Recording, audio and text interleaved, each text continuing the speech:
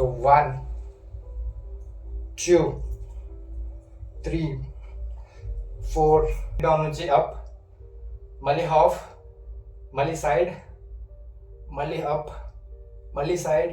ఆ హ్యాండ్ ఒకసారి చూడండి ఎట్లా మీకు పంపప్ అనిపిస్తుందో. జప్. సో ఇట్లా అనమాట.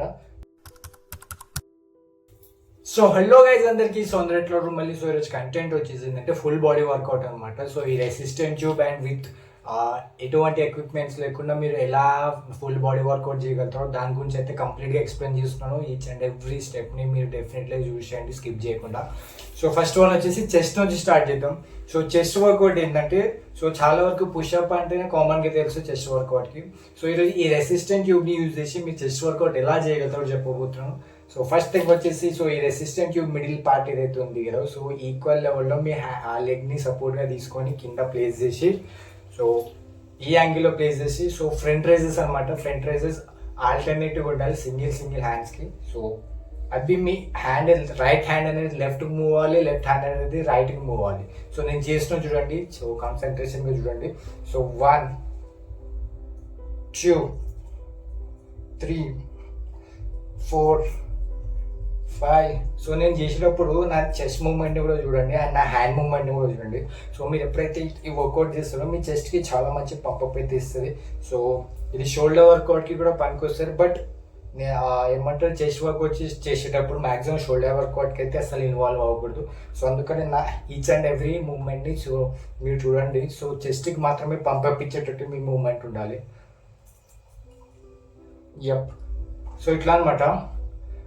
ఈ వర్కౌట్ చేసినప్పుడు మీకు డెఫినెట్లీ మీ చెస్ట్కి అనేది పంపప్ అయినట్టు అయితే మీకు ఫీల్ అనిపిస్తుంది. సో నెక్స్ట్ వన్ వచ్చేసి shoulder workout. So shoulder workout అనేది సో సింగిల్ రెసిస్టెంట్ ట్యూబ్తో చేస్తున్నాను. సో సింగిల్ రెసిస్టెంట్ ట్యూబ్ని మీరు మీ 2 లెగ్స్కి సపోర్ట్గా కింద సపోర్ట్గా తీసుకొని so first one so single resistant tube so కింద ఈక్వల్ లెవెల్లో మీరు సపోర్ట్గా తీసుకోండి. సో ఎడ్జ్ ఏదైతే ఉంది కదా మీ రెసిస్టెంట్ ట్యూబ్ ఎడ్జ్కి మీరు ప్లేస్ చేసి సో ఏమంటారు సో ఫార్వర్డ్కి సో ఈ విధంగా మీరు ఫార్వర్డ్కి ప్లేస్ చేసి సో కంప్లీట్ డౌన్ నుంచి up 1 minute.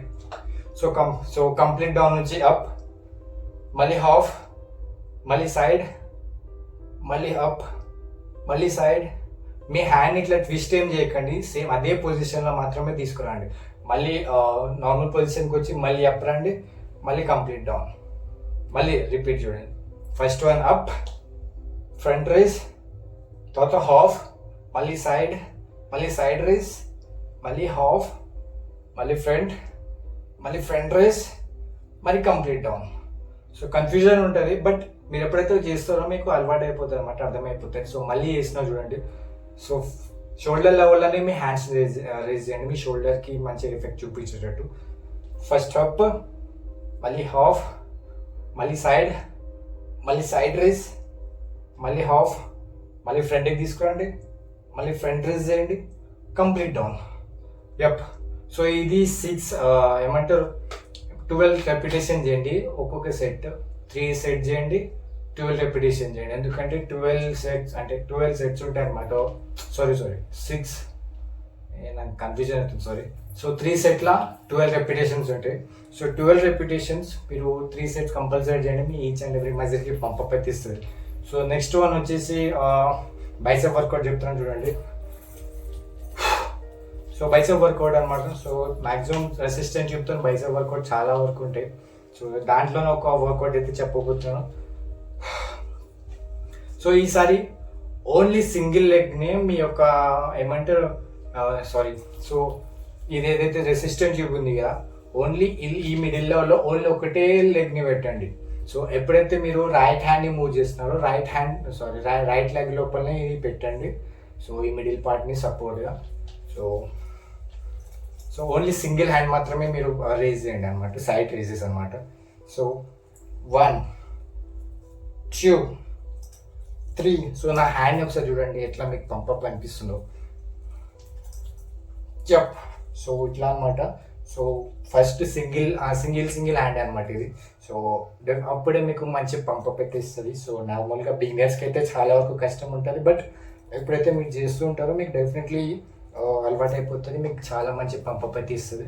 So next one same as usual, ఒకవేళ లెఫ్ట్ హ్యాండ్తో చేస్తున్నారు, సో లెఫ్ట్ లెగ్ని సపోర్ట్గా మీరు ఈ మిడిల్లో పెట్టండి.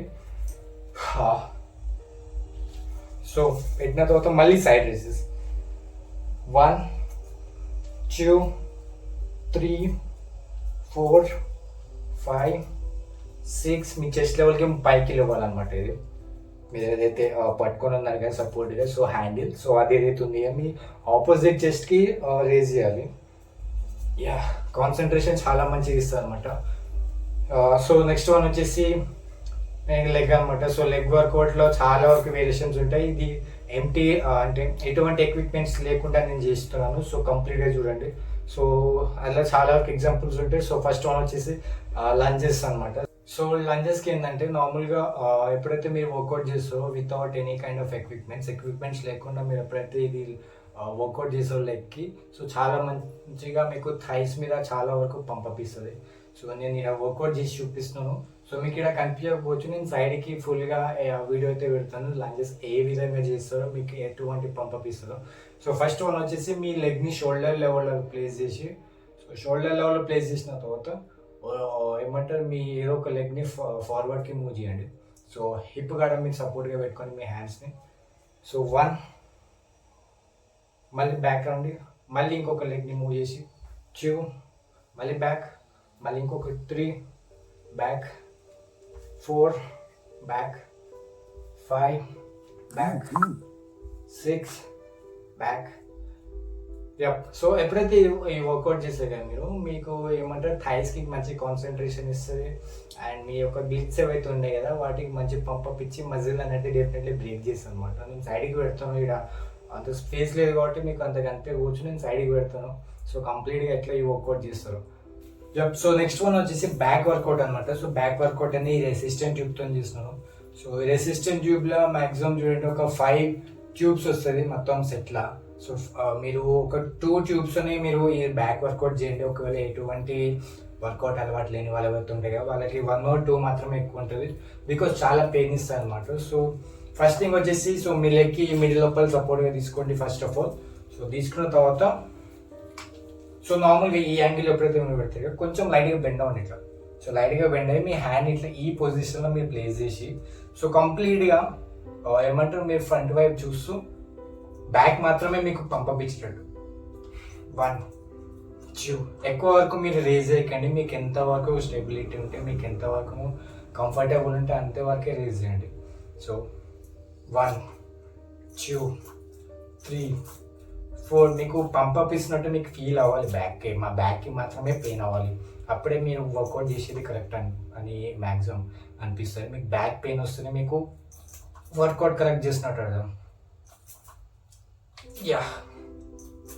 సో ఎప్పుడైతే వర్కౌట్ చేస్తారో కంప్లీట్ బ్యాక్కి మంచి పంపప్ అయితే ఇస్తుంది. యప్. సో ఈరోజు వర్కౌట్ అనమాట. ఇది కంప్లీట్గా full body top to bottom నేను అయితే ఎక్స్ప్లెయిన్ చేసినాను. సో డెఫినెట్గా మీకు అయితే యూజ్ అవుతుంది. సో ఏమంటారంటే మీకు ఇంకా ఏమైనా ఏమంటారు కంటెంట్ కావాలన్నా కూడా కమెంట్ బాక్స్లో మెన్షన్ చేయండి.